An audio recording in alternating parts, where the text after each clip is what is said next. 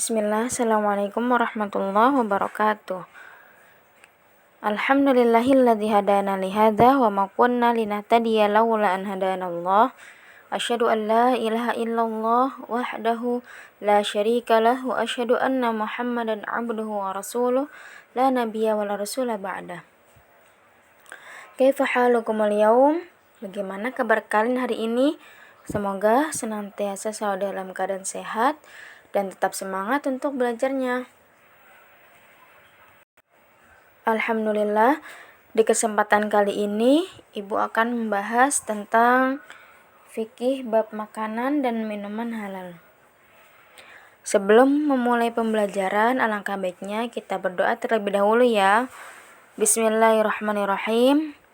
Allahumma anfa'ni bima 'allamtani wa 'allimni ma yanfa'uni wa zidni ilman. Allahumma la sahla illa ma ja'altahu sahla wa anta taj'alul hazna idza syi'ta sahla.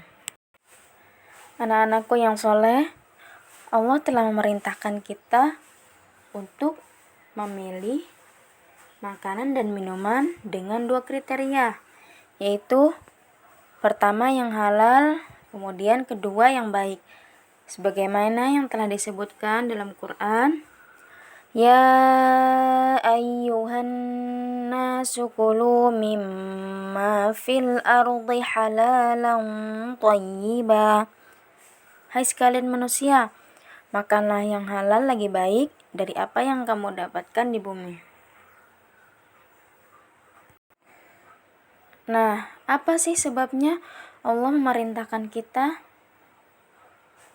mengenai hal itu? Iya, betul.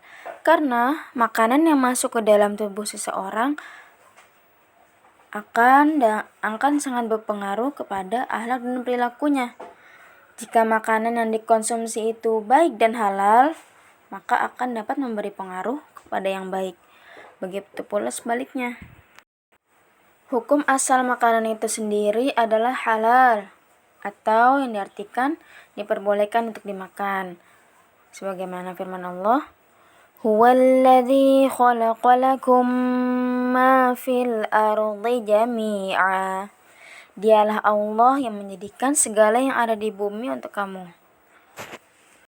Di dalam hadis juga disebutkan dari Ibnu Abbas radhiyallahu anhu bahwa ketika orang-orang jahil itu pernah makan sesuatu dan meninggalkan sesuatu karena dipandang kotor, kemudian Allah mengutus nabinya dan menurunkan kitabnya.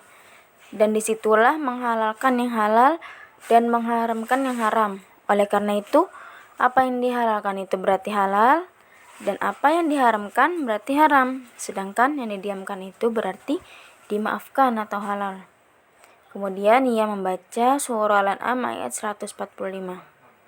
Katakanlah, saya tidak mendapatkan sesuatu yang diwahyukan kepadaku tentang makanan diharamkan bagi orang yang memakannya. Hadis riwayat Abu Daud. Nah, dari sini hadis ini menunjukkan bahwa makanan yang diharamkan itu sudah telah dijelaskan dalam syariat, sedangkan yang selainnya itu sebagaimana pada hukum asalnya. Para ulama juga telah menetapkan kaidah tentang kehalalan dan keharaman suatu makanan. Setiap makanan dan minuman yang baik, suci dan tidak memudaratkan, maka hukumnya adalah mubah. Apabila makanan tersebut itu buruk, najis, dan dapat membahayakan kesehatan manusia, maka hukum memakannya adalah haram. Makanan yang halal itu ada 2 jenis, nak. Pertama, dari jenis tumbuhan dan dari jenis hewan. Untuk jenis tumbuhan sendiri, seperti biji-bijian, yaitu gandum, jagung, dan buah-buahan. Adapun makanan dari jenis hewan itu terdapat 3 macam. Pertama, yang hidup di air. Kedua, yang hidup di darat. Ketiga, yang hidup di 2 alam. Adapun yang hidup di air seperti ikan.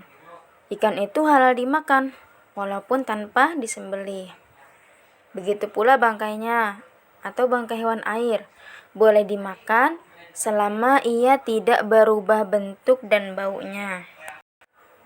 Dan yang hidup di darat itu seperti kambing, sapi, ayam, dan yang lainnya. Adapun yang hidup di dua alam seperti kura-kura dan kepiting, itu juga halal dimakan. Nah, bagaimana kalau katak dan buaya? Apakah boleh dimakan? Iya, kalau katak itu haram untuk dimakan, Nak. Karena katak itu hewan yang menjijikan. Juga ia dilarang untuk dibunuh. Adapun kalau buaya, karena ia termasuk binatang buas.